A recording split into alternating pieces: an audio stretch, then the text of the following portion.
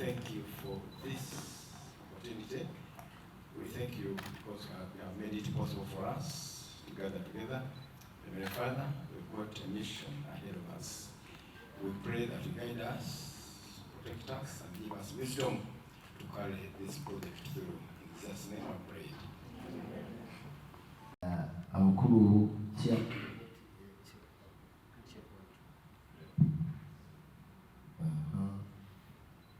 Chairman Charles James Sekubuge ni mkulu honorable Nsereko okubanga banzikiriza mbere mu project eno ate n'omugenzi era etanafa era kintu kyekigambo kyenasembayo okwogera naye era ne Sekubuge kawaali ekiro ekyo kyennyini ati kyeyafa kikiwunyisa. Neebaza bannamawulire mwenna abazze wano nembeerawo ku nsonga eno gye tuliko eya ceasefire era tubasaba nga bwe tubyogedde temubikyusa kibeere nga bwe kikoze eki ekyogeddwa tubeere nga tuli mukumulamu gwe gumu kubanga mukwasobola okukwata nga nebitwogera ndandamu na editing nga nabikyusa agamba ekyagibadde nga ceasefire ate nga kintu kirala. Olabikoserenge byaffe buwanvu nnyo okubeera still nti okubeera nga alina forward is not by mistake. Kyalina okuba bwekityo kubanga before atanagenda na mu politics eyo 98-97 yali musajja muyimbi era nga tuyimba ffenna era nze omu ku ba artist ebiseera ebyo yasinga okuva ewala nga basinga bakamiliyoni baba kumpi kawempe naye nga nze nva mpiki era omusajja yasooka okunsuza yooyo Honorable Nsereko. So sigenda kwogera bingi kubanga ebisinga byonna byogeddwa omukulu Philip Luswata era nga mbakakasa project eno ngenda kutambula nga bwe tugigambye tegenda kubeera successful naye nga tuyambiddwako nammwe era bwewabaawo ekintu ekikugisiza obubi nga munnamawulire Katonda baakugamba nti woogenda okole kutakusabotaginga project yogera ne chairman Honorable waali tusobole okuba nga ekintu ky'okumulama gwe gumu kibeerewo paka tweyanza siima nnyo ddala. Ceasefire gwe mulamwa yessu eri ku bantu yessu egenda okubabeera ku mimwa paka nga 27 omwezi ogw'omunaana. Nina baleka brief information lwaki big events ajja mu ceasefire eno. Mwami Kato yankubira essimu ng'aliwawo naye Nsereko ng'alina omwami gwe bayita Dowing Julia n'agamba nti gwe kiwala gwe ekyawatongola mbadde nsaba okola show yange kubanga obudde buweddeyo. Ne mugamba nalonyeseemu amagulu n'agamba ku makya nzija nkerawo. Saa 8 bankubira nti ataakoze eki afudde. Nekitulumiza nnyo ng'aba big events ne tugamba tetugenda kukomaawo. Tulina okukola ekirooto kye kikola eki kitubbirire. Yali aloota nga tugamba njagala stage ennene ng'eyo eriko olugogo kati Steve kyagenda okukola wano Abannayuganda temukirabangako.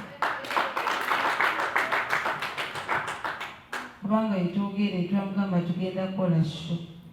Feno n'agamba nti buli kimu genda kitika bupya eby'abaana Katemba. So nga 27 Serena egenda kuba yanjawulo. Serena shoze mbadde mulaba wano 27 egenda kuba mukaaka ensusu kubanga paka ku geeti eri abanaakeera ku makya bajja kuyingira theatre, abatajja kukeera tukoze provisions waweeru screen zibalage. Kati nkola buli Munnayuganda yonna gy'oli mujje mutuwagire. Theatre eno gye tuleese waliwo ab'emizannyo abamaanyi bangi abatali wano ku lw'obudde oba ku lw'emirimu, naye bonna mugenda balaba nga 27. So bakola mwena Bannayuganda yonna gye muli mujje mutuwagire. Big events evuddeko olwagamba tukupa miliyoni waffe. Kati rero big events yazenga abakyala bavudde mujje mubawagire tugize Serena. Ebisale byaffe 10,000 ticket, emmeeza ya premium ejagenda ku miliyoni 10, gold ya miliyoni 5. Era abaguze emmeeza nga bayita mwami Seriko esente azituusa. Tweyanziza nnyo temujjooko. Ticket ziri open ne tables, ayagala ticket atukubira, ayagala tables atukubira. Mwetegese mulabe ekyenjawulo. Ekiraamo kya Kato Lubwama kisomera ku olwo olunaku lwe bakisoma. Tetwagala tubeerawo nti ate saategedde Abannayuganda ani abagamba ki, byonna mbisange nga 27 mu Serena Kampala. Thank you. Uganda 60 tuweze emyaka 6 naye kati tetumanyi byaliyo ng'abama baffe bakyali bato. Byonna babiteese mu mizannyo ogwo oguleeteddwa ba dinosaurs. So mbadde mbasaba mujje tulabe gye tuva, Uganda etuuseewa nga 27. Thank you so very much. Olwakabi ennyo nga ndinze kandi mu kisenge kyange, in one night and I can become an instant hit. Buli omu ajja kusobola okulikonsuminga, nja kusobola okukola concert ez'omutwalo 15. Naye theatre kakati wekugambira tubadde n'abantu 8 myezi 3 tumiitinga buli lunaku ng'abagenda ku office kuva ssaawa 2 paka ssaawa 11 ey'akawungeezi. Abantu abo bagenda kukola show age emu, tugenda kumala myezi gya ku 5 nga tukikola buli lunaku.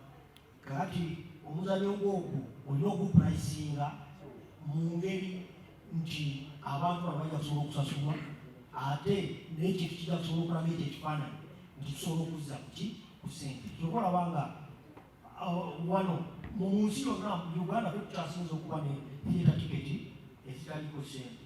Osanga nti theatre tiketi yaffe ya $3, 10,000 shillings, $3.